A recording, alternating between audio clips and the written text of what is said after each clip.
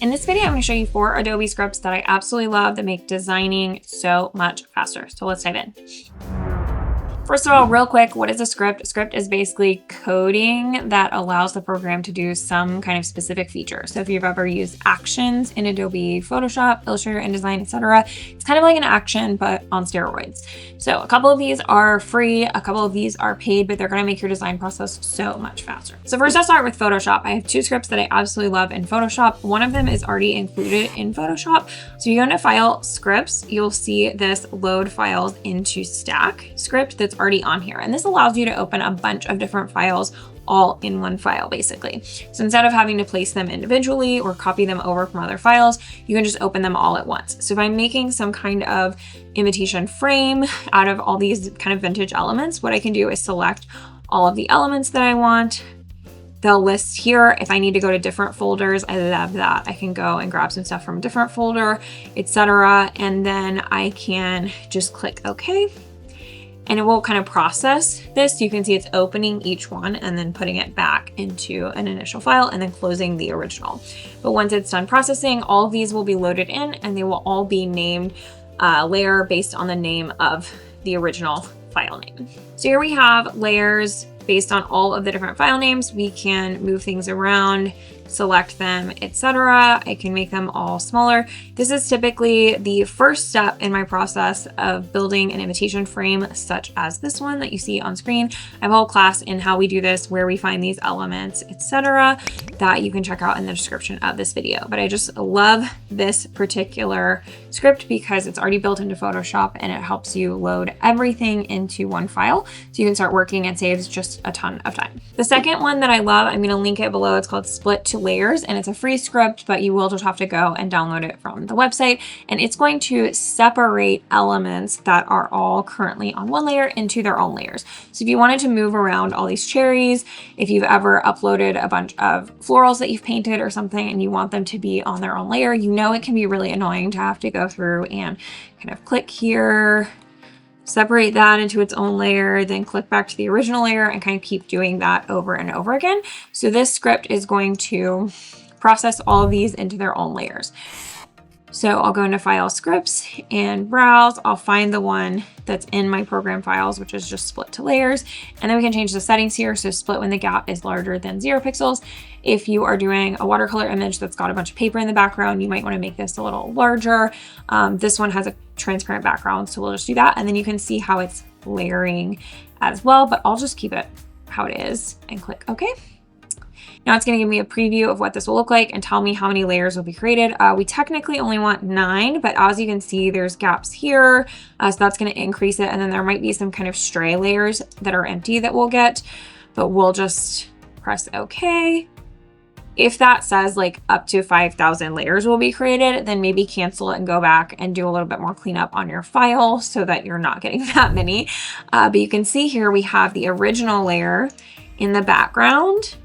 That is automatically turned off. And then we have this one, which is a little bit empty. So there's usually a couple that I end up deleting, but you can see in the preview what's in each layer. So typically they have the smaller ones towards the bottom. You can just delete those. And then mostly, this is way easier than having to go through and make these all their own layer. And just depending on how cleaned up your file is, you might have better results. If we'd even set that gap to like 10 pixels, then it probably wouldn't have even created some of those tiny ones. So now we have this one as a layer. We can do whatever we want with it. We have this one, something like this will be in 2 layers, which is even more helpful for us. And we can move those around as we need. So I absolutely love this. It's called Split to Layers and I'll link it in the description. The next 2 scripts are in Adobe InDesign, and as a wedding invitation designer, these are both specifically helpful when it comes to wedding address lists. So I'll have this address list that is 91 pages here that I've created with a data merge. If you're not sure how to do that, definitely check out our other video on that.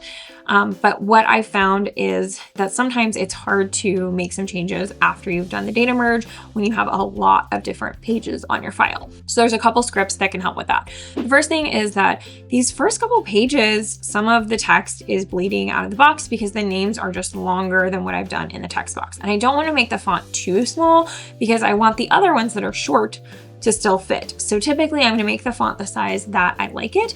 And then I'm going to use this other script called Fit Text to Frame. Again, I'll link this in the description. This one is a paid one, but it's so worth it because the other option is basically selecting all that's in the box and kind of lowering the font size until it fits.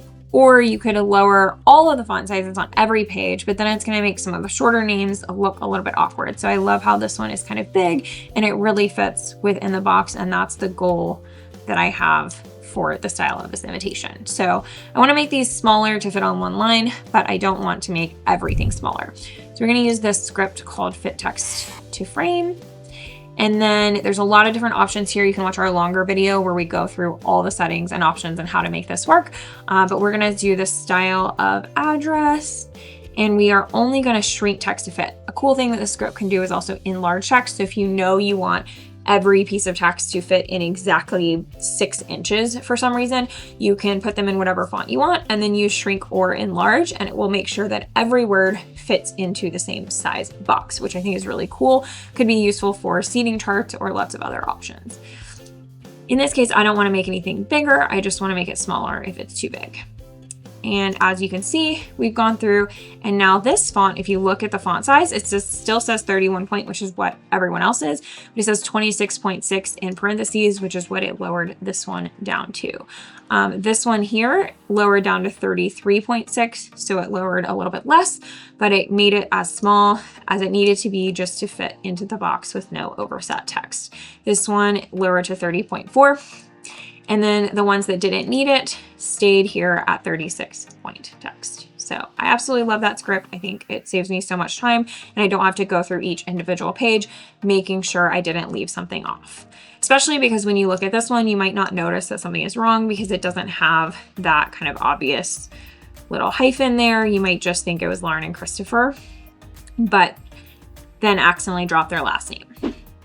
And the fourth script that I love is another one by this same creator, and I kind of bullied her into creating this one, but it's so helpful because you can't actually outline the text on multiple pages at the same time in InDesign. So if you wanted to outline all of the text on this page, you could click Control A, which is select all, but as you can see, it doesn't select anything on page 2. It's only selecting things on page 1. And then you could do type create outlines. But if you have to do that for 91 pages, it's going to take a long time.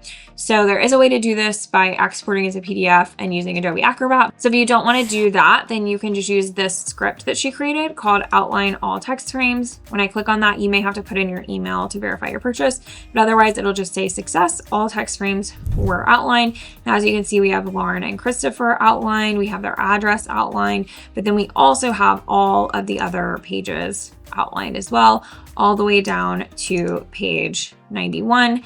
Everything is outlined. And what I love about this script is you can undo it. So if I just press Control Z, then everything is back to editable text just in case I made any mistakes and I need to go back and change them. So I love all 4 of these scripts. They make my design process so much faster. In InDesign, we have Outline All Text Frames, outlines all the text on all the pages, and then Fit Text to Frame, which can make the text smaller or bigger to fit in a certain frame, or just one of those things if you want to.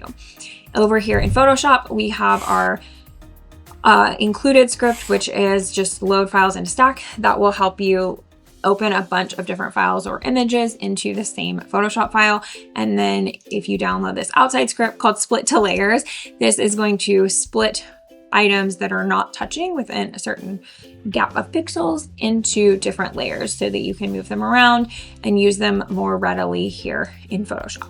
So I like to think of scripts as using coding. It's kind of a precursor to AI. It's just using coding to make things a lot easier on you here in your Adobe programs. I think these are so much fun. And if there are any that you can think of that would be helpful for your design process, let me know in the comments and I can see if I can search something out or again, bully someone into creating something for us if it would be helpful. Let me know if you're going to try out any of these, and I have linked all 3 of the ones that are not included already in the description of this video for you. Thanks everyone.